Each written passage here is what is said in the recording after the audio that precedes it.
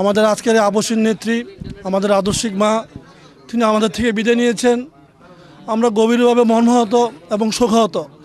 সারা চট্টগ্রাম শুধু নয়, সারা বাংলাদেশের মানুষ, সারা বাংলাদেশের জাতীয়তাবাদী পরিবার আজ শোকে শোকাহত।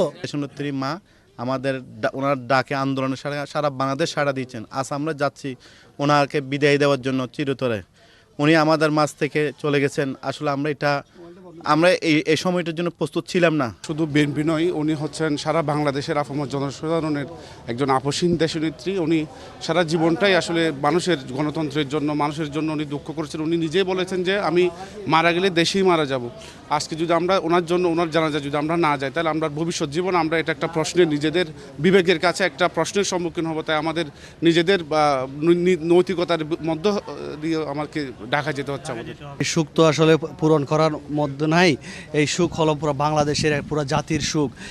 বেগম খালেদা জিয়া এমন একটি নেত্রী ছিলেন, তার শূন্যস্থান পূরণ করার জন্য আসলে এখনও ওই পর্যায়ের নেতা নেত্রী এখনও বাংলাদেশে হয়নি। উনি আসলে সবার উপরে চলে গেছেন, বিশ্বের জাতীয় নেতা হয়ে গেছে উনি। আজকে আপনারা হয়তো দেখছেন আজকে ওয়ার্ল্ড মিডিয়া তাকে কীভাবে মাদার অফ ডেমোক্রেটি হিসাবে স্বীকৃতি দিয়েছেন। পুরো বিশ্ব তাকে আজকে গণতন্ত্রের মা হিসাবে স্বীকৃতি দিয়েছেন। নতুন এবং ফিরে আসা গ্রাহকদের জন্য নগদে চলছে ক্যাশব্যাক সহ প্রতিদিন হাজারো উপহার জেতার সুযোগ। হবে আশা আর ফেরা, সারপ্রাইজ সেরা।